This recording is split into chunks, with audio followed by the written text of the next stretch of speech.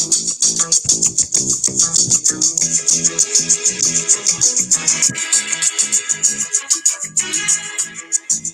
good evening, everybody, and welcome to our Sunday night videocast at Unlock the Middle, where we celebrate everything that is just super outstanding about middle-level education. My name is Dean Packard, and I'm the principal of Charlton Middle School, and alongside of me, I have my good friend and co-host, Principal Chris Starcheski of Dudley Middle School. Tonight's show will be streamed live on YouTube, Facebook, Twitter, and Periscope. We'd ask you if you would just join in with the conversation. Maybe tell us where you're from, who you are, and what you're doing here tonight. We've got a great show planned for you, so sit back, relax, and enjoy. Chris, how are you tonight, my friend? It's great to see you. Sunday nights, you know they're my favorite time of the week.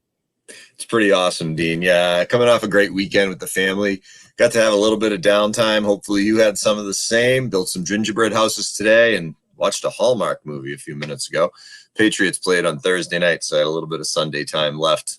Gearing up for a big week ahead, though. We got the push until the end of the school year. All the other educators out there across the country, you know, that Christmas break / winter break, whatever it is we're going to call it, it can't come at a better time. No, we're ready for that. You're absolutely, everybody's ready for that. No matter what you're doing, whether it's full remote, whether it's hybrid, whether you're in person, you know, I think all the educators out there that I know have worked harder than they've ever worked in their entire lives. And everybody needs to break. Not only the teachers, but the kids and families do as well. So we're looking forward to that. But at the end of the day, we're really looking forward to digging in tonight and talking to yet another pioneer in the field of education, Chris. You know, we've actually touched upon this Teach Better team. This is like the trifecta tonight. We've had Hans Appel on, we've had Josh Stamper on, and yep. Tonight we're bringing in Rae Hughart. So we're very excited, and we're really going to dig down deep and figure out what we can get out of tonight's session. It's pretty exciting, man. Anytime we can bring an author in who's also a middle-level educator and somebody who's out there and has a tremendous social media presence, it's always a great thing because we can learn how to be better from others, and we want to go ahead and set that example, but also set the tone for everybody in our circle to kick their game to the next level. What do you say we bring Rae in? Number 25. Let's go. Let's build it. All right, man, here we go. Rae Hughart is a middle-level math educator in Illinois, the CMO of the Teach Better team, and author of Teachers Deserve It and Teach Better books. After being inducted into the Illinois State University Hall of Fame in 2017, Rae was awarded the 2018 first place Henry Ford Teacher Innovator Award for her innovative educational impact through the Teach Further model. Additionally, Rae serves on several educational boards, including the role of vice president with the Association of Illinois Middle Schools, known as AIMS. Rae, how are you tonight?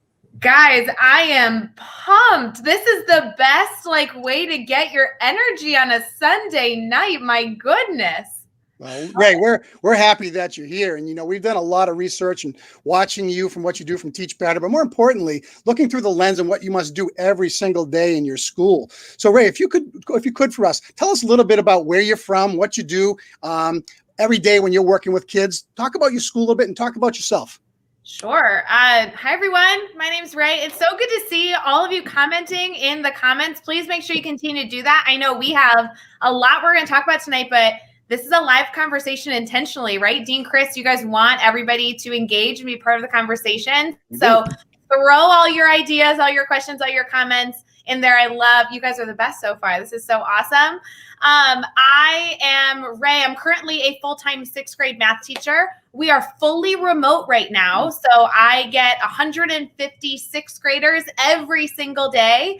And we kind of have a funky classroom. I kind of dig it where we blend real world purpose, but within our content, and layer that in with a mastery framework that actually allows all my students to take on the role in a themed internship at their own pace, which is super duper fun.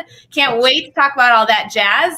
And additionally, I'm part of the Teach Better team. So I get to kind of work with students by day and then teachers by night and on weekends and all summer long. And it's a great time. So it's been wonderful, kind of like going through the experience of deciding you want to be a teacher and then becoming an educator and now being able to be on a part of stuff like this. Like, this is fabulous. Ray, I'm not going to let you get away right now because I'm going to talk about it. You just said a word that I need to know about as a principal. We're talking about themed internships. Now, I've been a principal for quite a while. That's the first time I've heard that phrase come out, and it kind of made me just kind of say, whoa, wait a second. Let's talk about this for a second.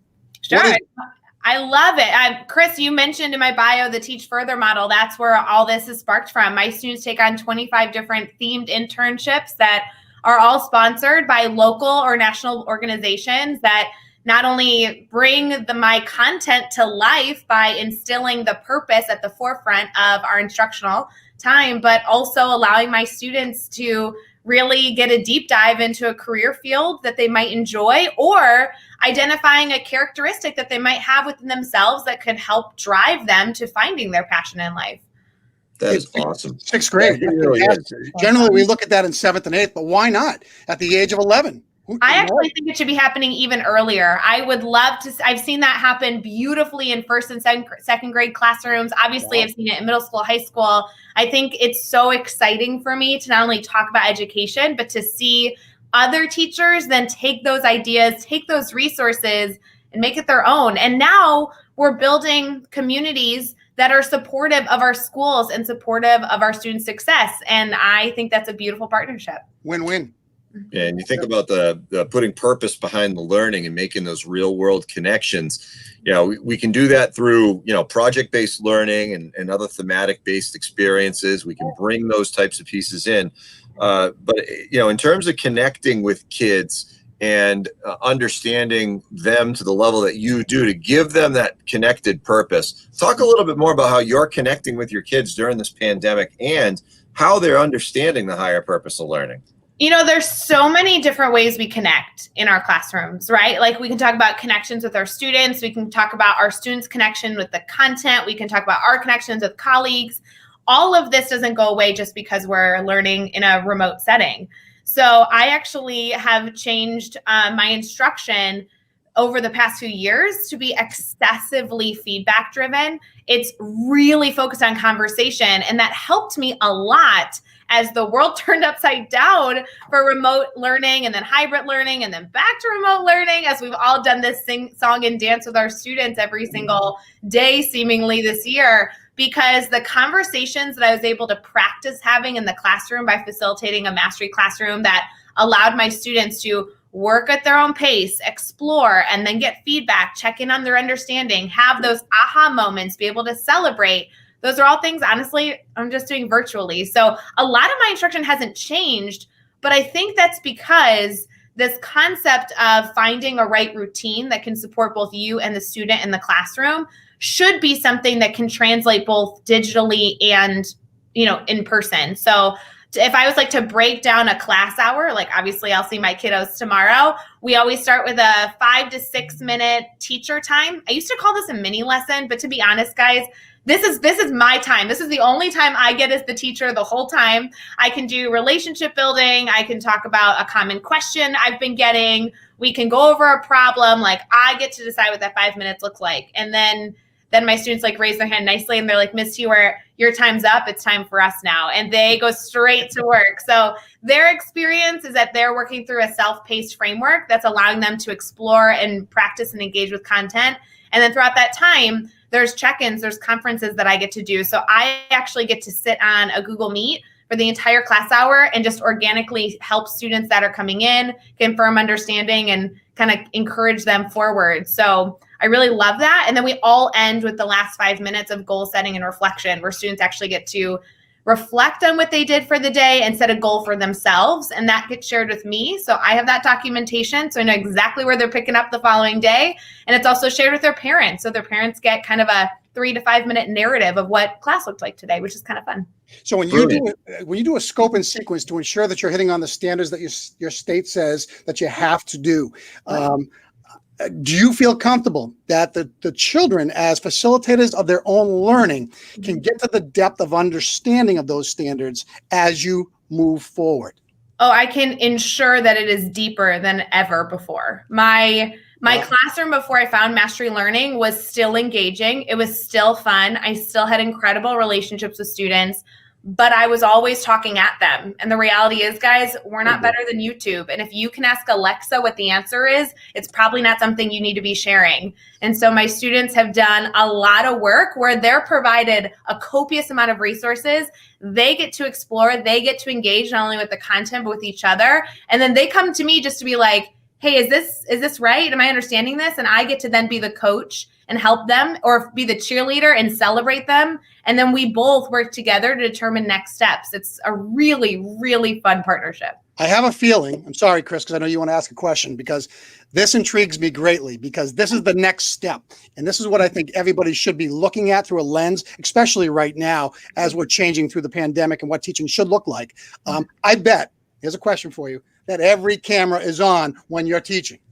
Okay, so here's the deal. You know that cameras is a hot topic. How dare you ask me that 10 minutes into this call, I'm right? sorry, I had to ask. You know what? I won't lie to you. Like, we've had so many discussions about cameras, and I don't mean to not answer your question, but I think the issue is that teachers are getting stuck right now on the what versus the why.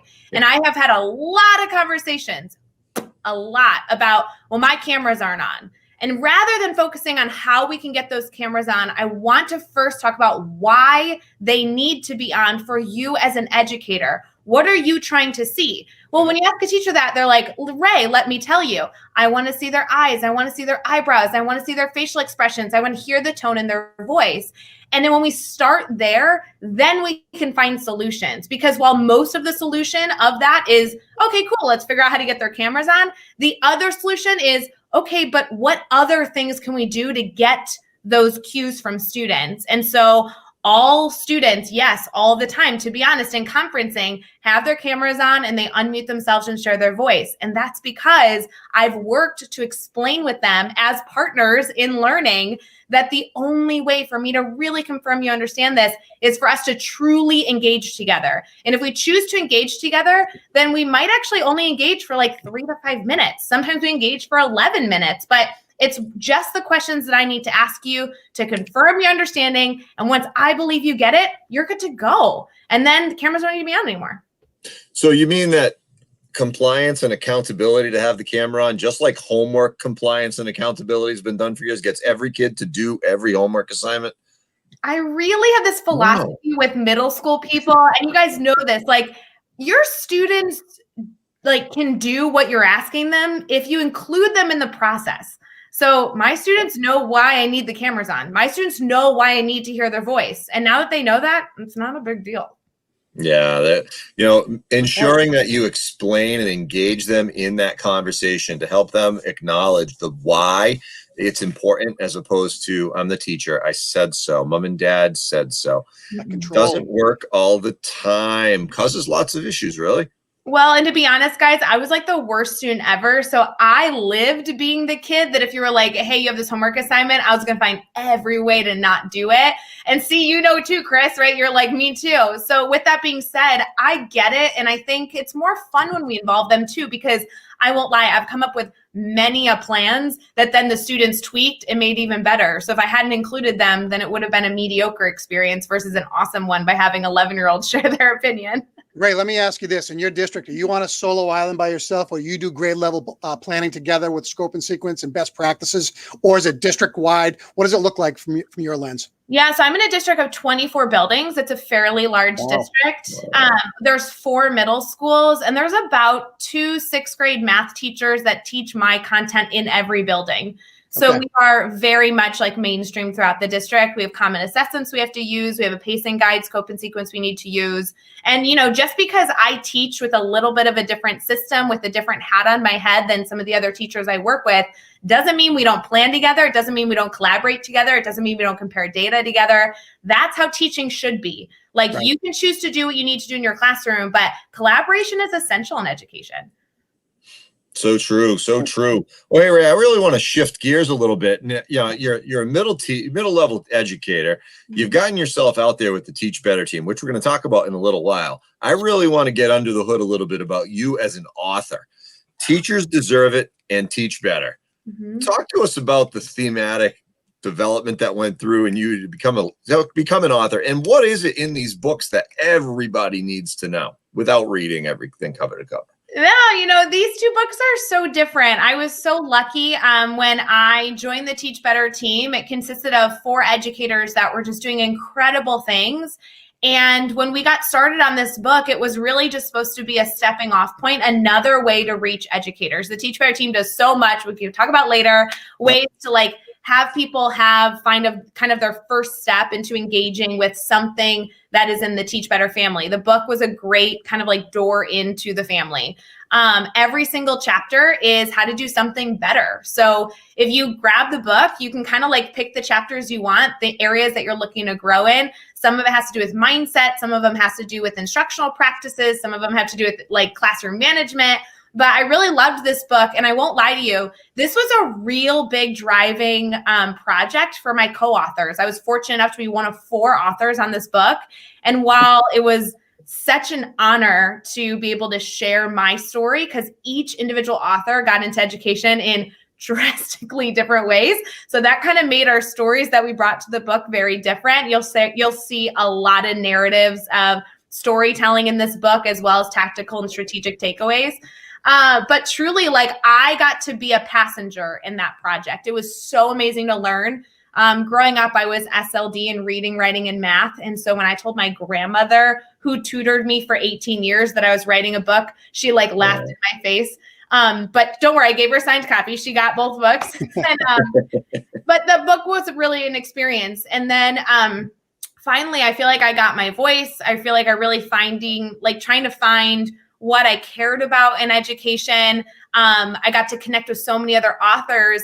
And one of the educators that I was fortunate enough to befriend was Adam Welcome, who was one of the co-authors of Kids Deserve It. Obviously a very, very popular book, wonderful read if you guys haven't picked it up. And I was at a conference with him over dinner. We tell this story all the time. He leaned over and he's like, hey, I want to write a book called Teachers Deserve It. And I'm like, oh, how many people are you asking? I was like, am I one of 50 that he's like, no, I want to write the book with you. And I'm like, okay, so what's the book about? And he's like, well, I want to create a book of everything teachers deserve.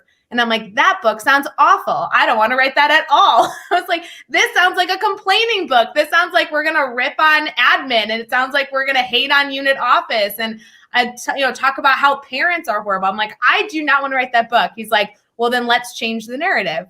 So the entire book actually ended up being one of my favorite projects I've ever worked on. Not to say that the Teach Better book, I love the Teach Better book, but the Teachers Deserve It book hit very, very close to home. Every single chapter goes through ideas of what teachers deserve. And we spend the beginning of each chapter talking about why teachers deserve these incredible things like collaborative partners. Teachers deserve to wear jeans. We have incredible, funny things that we go through. But what I really appreciate about how Adam and I were able to structure the book was that we then shifted the narrative to saying, yes, you can make all these proclamations of what you think teachers deserve, but it all starts with teachers. And so we really go through strategies that we want all educators, not just classroom teachers, not just administrators, but everybody in that educational ecosystem. What steps can you take today to get us a little bit closer to what we deserve? And my hope is that this book is irrelevant in 5 to 10 years. My hope is that you open up the pages of Teachers Deserve It and you're like, teachers deserve respect. That's the most respected profession ever. Who wrote this garbage? That's what I want. So really, really fun book. That's awesome. Thank you so much. And, congratulations for being an amazing role model for kids and other educators. It sounds like you've had a lot of adversity to overcome academically. Having an SLD is very challenging in itself, but then to be able to overcome it, become an educator, get to the caliber of educator that you are, and help support educators to be better by writing books and being a part of the Teach Better team. I mean, wow. Yeah, I appreciate that. We'll ask more about that later and where that's going to lead you next. But as I think about what you're just saying right now, and how could people get your book if they wanted to? Could you just give a quick shout out where they can find it? Yeah, you can grab it at teachbetter.com, but it's probably easier on Amazon. You can see Teach Better was written by Chad Ostrowski, Tiffany Ott, Jeff Gargis, and myself. And then you'll also be able to find Teachers Deserve It, which was with Adam Welcome and myself. So really great books, very different narratives. And they're both very much full of stories of our life. So it's not only a book where you can learn a lot about education, hopefully take a lot away for yourself as the reader, but also learn a little bit about other people's journeys in education, which I thought was always fun. There's a lot of secrets in there, guys. I don't know if you know this, but I feel like I wrote the book not really thinking people were going to read it. And then you see it published and you're like, I just put that story out in the world. People are going to know that about me. That's okay. That's real though, and that's authentic. And actually, Sure. if someone's just getting into the field, it's a good thing to do. I mean, we're just waiting for Unlock the Middle to be written, Chris. We got about another 40 episodes, and we're going to do that right. Do it. We'll wait and see how that all comes out. You let me know when you need someone to endorse it. I'm game. You let me know. All right, deal. Awesome, Deal. Sounds great. So let's talk a little bit about Teach Better. Okay, so you're this math teacher. You're just plugging along. You're doing your thing. You're making connections. You're creating relationships with kids, and all of a sudden, the opportunity for the Teach Better team comes knocking. What does that look like? Why don't you just take us through that journey? Oh, you want the real story? Yeah, and I follow you. You pop on my Twitter all the time when you come on. I'd like to say I watch every single one, but it's almost impossible. But I do get back and I take a look at them once in a while. So yeah, take us through the journey. Yeah, so I was getting my master's as a second year, third year teacher, and I was a credit short of graduating, and I was ticked off because I just wanted to graduate with my master's and get that pay increase. And my university was like, well, you need one more class. And I'm like, sign me up for whatever's available. It was right at the end of the sign up period. I'm like, get me in a course. And they signed me up for a technology course. And the first assignment was to make a social media account. And I'm like, I hate social media. Don't make me do it. But for the sake of the grade, I signed up for Twitter and started following people. And who do you follow first? Well, if you're not sure and you're watching, go follow people that you already engage with, just not on social media, like authors, publishers, people that work in your communities. That's where I started. I followed Dave Burgess, who at the time wrote one of my favorite books of education. Yeah, it's great. And he also is connected to other great people. So I'm like, cool, he's my guy. And he asked me to host a chat, TLAP chat. And I'd never hosted a chat before. So I was hosting, I was very nervous, and I connected with, at the time, a company called The Grid Method, which has later rebranded to be the Teach Better team. And I thought they wanted to sell me something. I was like, just to confirm, I'm like a teacher with no money. I'm used to this. You want to connect with me?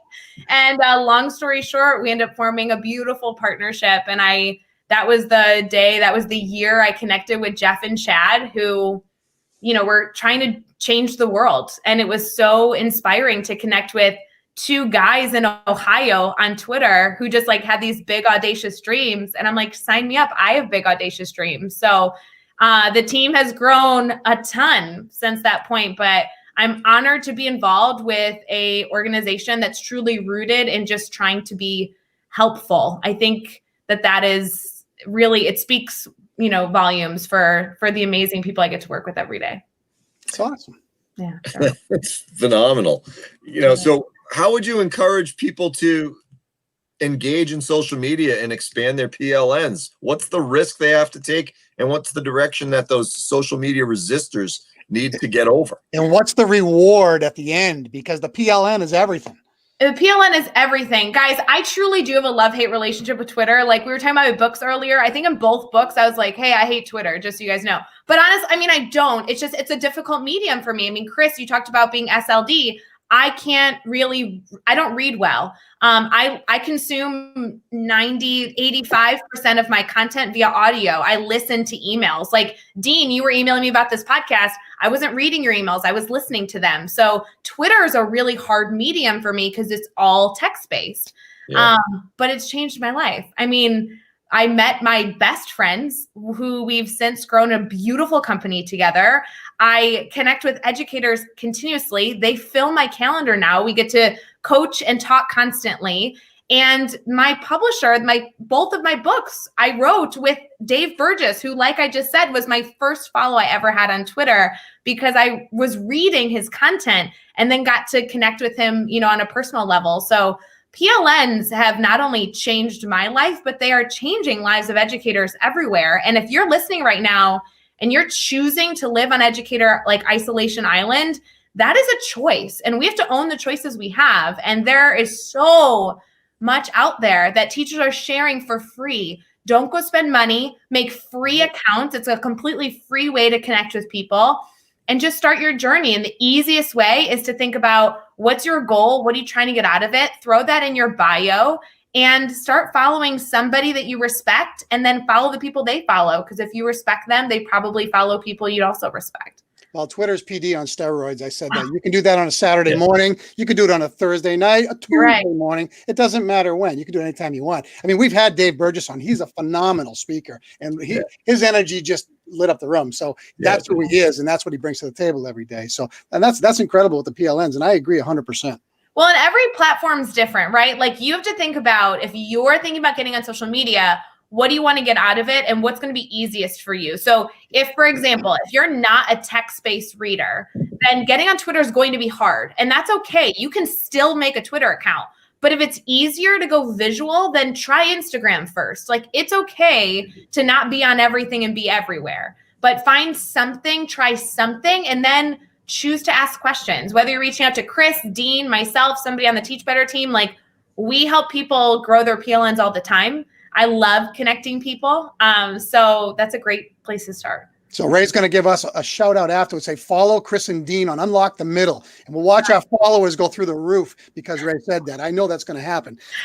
No promises, but I have retweeted. I was so excited to talk to you guys. That's awesome. Hey, let's talk a little bit about your Teach Better podcasts. Yeah. So give me one or two that have really stuck with you, where you just got onto a topic or started talking to somebody and you said, oh my God, I'm so excited that I did this. My gosh, there's been so many, guys. I fangirl hardcore with these educators. You know, there's so many things the Teach Better team does. They publish blog, they publish podcast episodes. There's a podcast network, a speakers network. There's online courses. There's professional development, blah, blah, blah, blah. I love the podcast. I'm a little biased, but I love the podcast because it's honestly my professional development. Like, just this format here, like, getting to talk to you guys is so good. This is how I love consuming content. So the podcast has been wonderful that I get to co-host with Jeff Gargas, which is Teach Better Talk podcast. I'd say that, so we've done over like 235 episodes. So there's been incredible guests. For whatever reason, my two favorite episodes were like within the first 30, which I know sounds horrible because oh my God, the people have been outstanding, but one that I always love is when I was able to interview Dr. Neil Gupta, who I know is a middle school guy with us. Yep. And I still, to this day, he's one of my great, great friends. And talking shop with him was incredible. And one of my favorite things he was able to answer was our question 6. What's your best piece of advice you've ever received? And he says to have the heart of a marshmallow and the skin of an armadillo. I'm like, that's funny. That's really interesting. Mm-hmm. And then the other one was absolutely interviewing Lavana Roth. I am such a geek for Lavana. I know you guys know her. I'm such a nerd. I'm all Lavana all day long. Hey, tell me about this daily drop that hits my phone once in a while too. What's that all about? You know, that's a really interesting story. But, you know, as the world was shutting down that weekend of March 13th, we had this huge team get together planned. We were flying in all 16 members of the Teach Better team from around the country, and we were flying them into one location in downtown Chicago. We had activities, we had a scavenger hunt around the city, a photographer, all got canceled, right? Yeah. COVID. So the problem is that Jeff, Chad, and I went to Chicago a day early to prepare. So everything got canceled, but we were still stuck in the city together. And we decided to have this meeting to kind of go through what our plan was for 2020 as it seemingly was all shutting down. And one of the things that we were trying to brainstorm through for hours was, how do you support educators through a pandemic that none of us can predict? And we kind of just did what the Teach Better team does, is we tried to be as accessible as possible. So since March, we went all the way through the end of May and then did it again in August, and obviously now as well. The team is live every single morning at 8:30 Eastern. For an hour more, just to answer questions. We bring on guests to share perspective, and it's really just a live conversation. Very similar to this format, guys, where people are just talking shop, sharing in the comments, asking questions. And we really just wanted to be there for our family. You know, we really, I feel very protective over the Teach Better family. It's a collection of thousands and thousands of educators that just want to do their best work. And if we can be available for them, sign me up, sign me up. Love the family aspect of it and love the commitment to, you know, bettering the field of education. And, you know, cycling back to the book, you know, the ideas in there, if they do become antiquated and we get to that level, you know, of professional respect and everybody understands that educators think about things differently and are innovative, goal achieved. But before we get to the what's next down the road, I'm just thinking about that, you know, the Twitter chat. And, you know, Dave Burgess asked you to be able to go ahead and be a host. Talk a little bit about Mastery Chat, hashtag Mastery Chat. What's that all about? And what could an educator learn from getting involved in it? Yeah, so Mastery Chat's it's another way to get involved in the Teach Better team. Like I said earlier, there's kind of 1,000 different ways depending on the type of learner you are and how you like to engage with your content. Mastery Chat is something that we do every single week. It was created by one of my best friends, Tiffany Ott. And we have Mastery Chat every single Thursday at 7 o'clock Central, 8 o'clock Eastern. Different host every single week. And it's all just around creating a safe space to have a conversation. We actually are in the midst, as I'm sure you guys know as principals, we're in the midst of setting goals for 2021 of how we can continue to connect and support and inspire our network. Those are kind of our 3 pillars that we really are building everything off of as a team. And one of the things with Mastery Chat are truly the main goal I wrote down in my notes from our Friday meeting was add value. We just want to create a space where hopefully you as an educator can pop in. It's an hour-long chat and we just talk shop. And the goal of that is to share as many tools, resources, and ideas as humanly possible and hopefully connect to grow your PLN and continue to be a little bit better today than you were yesterday and a little bit better tomorrow than you were today. Awesome. Rae, here's your question for you. It's the $1 million question. Okay. What's next for you? Where do you think you want to be 5 years from now? Okay. You're a pioneer right now. You're carving out paths. You're at a young stage in your career. I mean, from the classroom to where? You know, I love the path I'm on. And I won't lie to you. It used to terrify me that I didn't know where I was going. And now years into kind of loving that every year has just gotten better and better. I don't know where I'm going to be in the next 5 to 10 years, but I do know that I really, really, really need to be with the Teach Better family. I cannot express to you, I mean, the comments have been so nice. We've been like, oh, Rae's so generous. Like, I cannot express to you how much I get out of this experience. Like, I am so much better because of the people that I'm around. And so whether I'm with the Teach Better team, traveling, speaking, doing professional development, live on camera, I have no idea where I'll be, but I do know that this is what I love. And, you know, people say that if you do something you love, you don't work a day in your life. Like, I think that's a lie. I work every day and it's work, but I love my work, love the work that I'm able to do. And so I see myself 5 to 10 years doing work I love. And I think that is like a super good goal for us all to have, whether you're a classroom teacher, an administrator, or anything in between. Like, make sure when you look at your calendar, it's full of stuff you love. Well, you've stepped out of a comfort zone, which I give you credit for, because leaving something that you can control into a world that is unknown and making something of it, that talks a lot about self-growth and taking risks. And we talk about it in our buildings all the time with our staff. We want our teachers to take risks. We want them to do things that they never thought they could do before. And we try to empower them to get them to that level. 2 last quick ones, okay? Name 2 people that have impacted you the most about your journey. This is about the middle marvel now. We're combining the 2. So I told you, we're going to get a double bang for our buck tonight. All right. 2 people. The 2 people have impacted you to get you where you are today. Oh my gosh. This is okay, but you can't tell them. Well, they won't hear. They're not listening, so don't worry about it. I hope not. Okay, so I will have to go with my grandmother. She tutored me for my entire upbringing, and I thank every day that I don't have to be tutored by her anymore. So shout out, Simma Brown. You're the best person on the planet. She can know I talked about her. And then, guys, Chad Orszowski, him introducing me to mastery learning and the grid method. I don't like to tell him this because he already has a big enough head about how cool he is, but I could never go back. Like, he changed my life. Wow. I am so thankful for the experience that I now have time to talk to kids. Like that's why I'm an educator. It's not because of the math. It's because I get to hang out with like kids and talk to them. And he gave me time, and that's what I needed.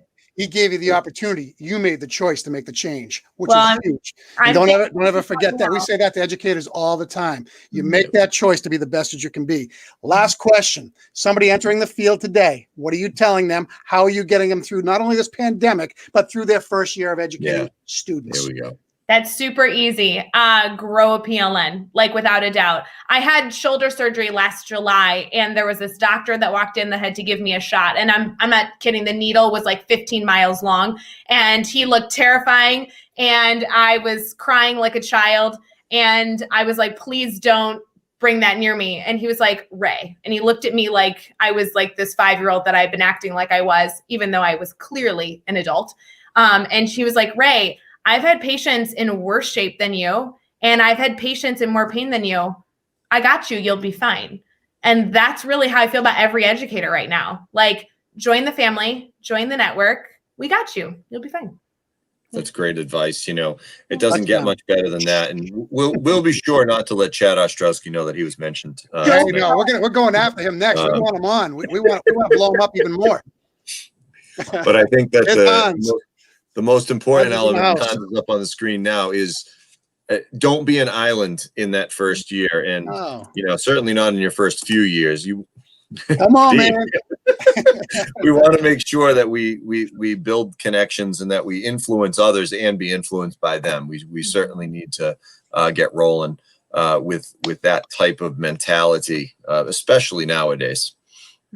Well, steer us home, Chris. This is your what you do best right now. Watch him go. Well, Rae, Sunday night, I'm bad, Josh. Tell Chad we're coming for him. So I think one of the biggest takeaways tonight, Rae, is number one, you know, pursuing your passions and identifying ways that you can find deep and significant meaning in the work that you do in order to continually recycle and reinvent and reinvest the excitement and enthusiasm in your kids and in your colleagues. You are a breath of fresh air. You were, you know, an absolute rock star of a guest on Unlock the Middle, but also, you know, Middle Marvel. We got to get you. We're going to make our Middle Marvel at 25 too. Intriguing information about the Teach Further model. You know, the thematic instruction, being able to engage the kids with their self-paced learning, be able to focus on feedback mechanisms. I learned so much from you that I've known in the background, but man, is Monday morning going to be a great day for me getting back into the swing and in the building. So, hey, everybody out there. Before you go, I'm putting this in my weekly e-news next week for my staff to break this down and listen to it, because I think it'll give some great talking points. So go ahead. I think so. Finish up, Chris. I stepped on your toes again. Nah, that's all right. He tells me to finish up, and then he comes in with another I just can't before stop. I finish up. Like, come on, man. All right. But that's all right. We're in good shape. But Rae, thanks so much for joining us tonight. As always, everybody out there in Unlock the Middle Land, be sure to check us out on our website. Check us out on Facebook, Twitter, YouTube. Watch the replays of the old episodes and build your PLN. We'd love to be a part of yours. We'll see you all on Tuesday night with a great Middle Marvel. California, we're taking that car and driving out to the West Coast. We'll tell you who. Be ready. California, here we come. We'll be doing that from cold and snowy Dudley, Massachusetts. Going live. Hey, everybody, have a great night. Work hard, be better, stay strong, and as always, just keep on chugging.